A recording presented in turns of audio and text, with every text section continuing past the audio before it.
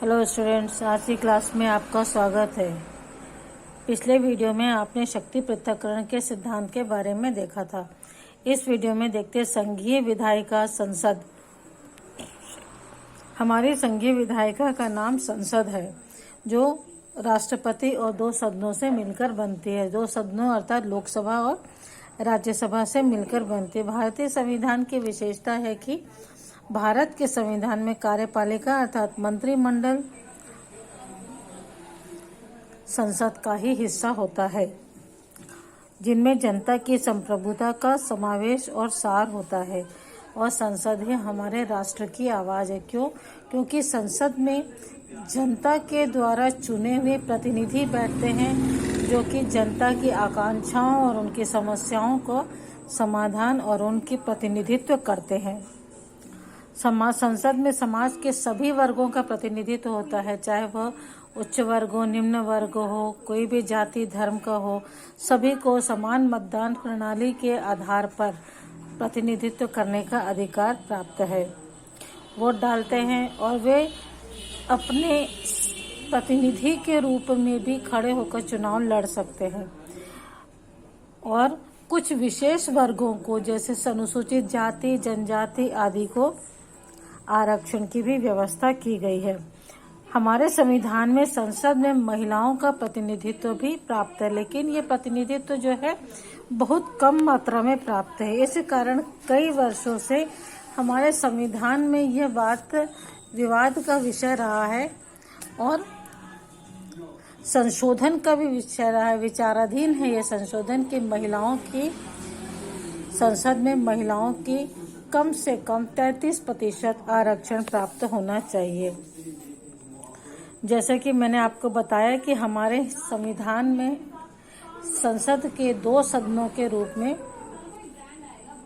स्वीकार किया गया है, लोकसभा और राज्यसभा। इनका चुनाव जो है सीधे, प्रत्यक्ष या अप्रत्यक्ष रूप से होता है। इनके द्वारा हमारे द्वारा चुने हुए, जनता के द्वारा चुने हुए प्रतिनिधि इसमें भाग लेते हैं, जो उनसे संबंधित समस्याओं का निराकरण जनता की समस्याओं को संसद में व्यक्त करते हैं और उनकी समस्याओं के समाधान, नीतिगत मुद्दों से कानून से संबंधित प्रस्तावों और मंत्रिमंडल के प्रस्तावों के विचार विमर्श करके पारित किया जाता है। कार्यपालिका अर्थात मंत्रिमंडल के मंत्री अपने क्रियाकलापों और मंत्रिमंडल के कार्यकलापों पर बहस होती है और उनकी जवाबदेही सुनिश्चित की जाती है। इस प्रकार सरकार जो है निरंकुशता पर नियंत्रण रखने में संसद की महत्वपूर्ण भूमिका होती है। सरकार के सदस्य, हालांकि सरकार के जो मंत्रिमंडल है उसके सदस्य जो है संसद के ही सदस्य होते हैं, उसके बावजूद भी संसद उनके कार्यों पर बहस करती है, उन पर नियंत्रण रखने का प्रयास करती है। हमारे देश की संसद में दो सदन है, लोकसभा और राज्यसभा। भारत में द्विसदनीय संसद को व्यवस्था को स्वीकार किया गया है, लोकसभा और राज्यसभा। लोकसभा के सदस्य जो है पूरे देश में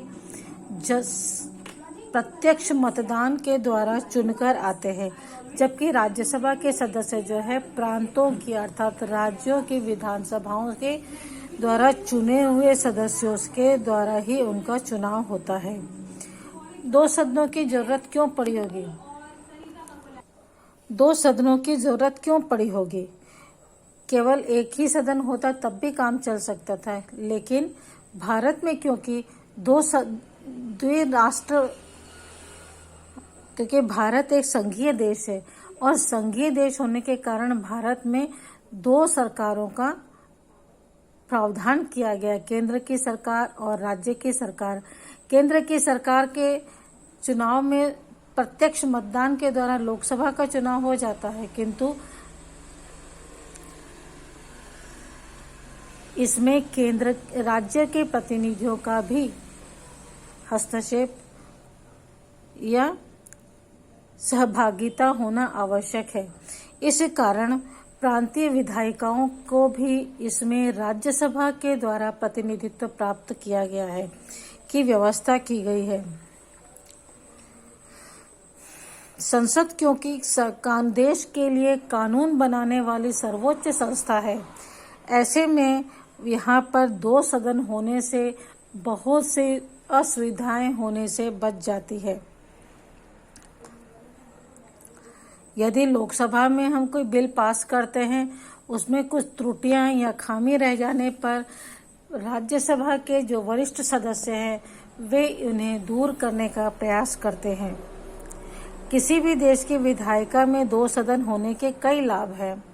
पहला है संसद में विशेषज्ञों की उपस्थिति। आमतौर पर विशेषज्ञों में विभिन्न विधाओं के पारंगत जैसे कलाकार, वैज्ञानिक, लेखक, कानून विशेषज्ञ आदि का समावेश राज्यसभा में होता है। और लोकसभा जो कि लोकसभा में चुनाव जीतकर आना उनका संभव नहीं होता। ऐसी स्थिति में ऐसे लोगों के विधाओं का लाभ हमें प्राप्त हो सकता है। दूसरा है 2 बार कानून पर विचार विमर्श होने से, जैसा कि आपने कानून बनाने की प्रक्रिया के बारे में याद होगा, हमारा हर कानून दोनों सदनों के विचार विमर्श के बाद ही पारित होता है। यदि एक सभा में कोई त्रुटि रह जाती है तो दूसरी सभा में उस पर विचार विमर्श किया जा सकता है। इसके बाद अतः हर कानून पर 2 बार चर्चा होती है और जल्दबाजी में त्रुटिपूर्ण कानून जो है पारित नहीं हो पाता। इसके बाद आगे हम संसद के गठन की कुछ बातें यहाँ देखते हैं। यहाँ देखोगे तालिका 3.1 में राज्यसभा है और लोकसभा है। राज्यसभा में कितने सदस्य हैं? 250 सदस्य हैं और लोकसभा में 552 सदस्य हैं। जो सीधे चुनाव में आते हैं, जीत करके 550 सदस्य जीत करके आते हैं और 2 सदस्यों को राष्ट्रपति मनोनीत करता है। जबकि राज्यसभा में 250 सदस्य हैं जो प्रांत और संघ शासित प्रदेशों की विधायिकाओं के द्वारा निर्वाचित होते हैं। ये सदस्य हैं 238 और 12 सदस्यों को राष्ट्रपति मनोनीत करता है। इनके उम्मीदवार की न्यूनतम आयु 30 वर्ष होती है राज्यसभा में और लोकसभा के लिए न्यूनतम आयु है 25 वर्ष। अधिवेशन साल में कुल 3 सत्र या अधिवेशन होते हैं: शीतकालीन, मानसून और बजट सत्र। बजट अधिवेशन 2 भागों में होता है। लोकसभा के भी 3 अधिवेशन होते हैं: शीतकालीन, मानसून और बजट सत्र। सभापति कौन होता है? राज्यसभा का प्रतिनिधि का सभापति होता है उपराष्ट्रपति। जो पदेन है, जो भी उपराष्ट्रपति होगा वह राज्यसभा का सभापति होगा। सदस्यों द्वारा चयनित अध्यक्ष होता है। लोकसभा में सदस्यों के द्वारा चयन के चुना हुआ एक अध्यक्ष होता है जिसे स्पीकर कहा जाता है। गण पूर्ति अर्थात सदन की कार्यवाही के लिए कितने सदस्यों की उपस्थिति आवश्यक है, जिसके होने से कार्यवाही सदन की पूरी की जा सकती है। तो कुल सदस्यों का 10वां हिस्सा, 1/10 हिस्सा राज्यसभा में भी और लोकसभा में भी कुल सदस्यों का 10 हिस्सा जो है इसमें उपस्थित होना चाहिए। इन दोनों ही के साथ ही राष्ट्रपति भी इनका सदस्य होता है।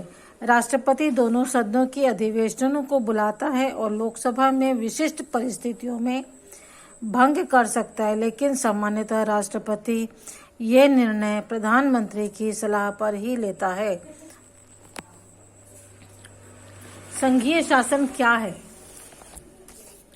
संघीय शासन भारत राज्यों का एक संघ है और संघ संविधान द्वारा विधायी शक्ति को 2 स्तरों अर्थात संघ और राज्य में बांटा गया है। ये केंद्र सरकार और राज्य सरकार अपनी अपनी सीमाओं में रहते हुए स्वतंत्र रूप से कार्य करती है। सारे शक्ति सत्ता न केंद्र के पास है, न ही राज्य पूरी तरह स्वतंत्र है।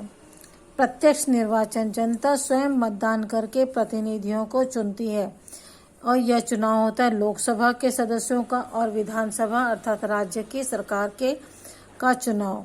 अप्रत्यक्ष मतदान के द्वारा जनता द्वारा चुने हुए प्रतिनिधियों द्वारा अन्य प्रतिनिधियों का चुनाव जैसे राष्ट्रपति का चुनाव किया जाता है और इसके साथ साथ राज्यसभा के सदस्यों का चुनाव भी अप्रत्यक्ष मतदान के द्वारा किया जाता है। तो बच्चों इस वीडियो में इतना ही, अगले वीडियो में हम इसके आगे देखेंगे। बाय।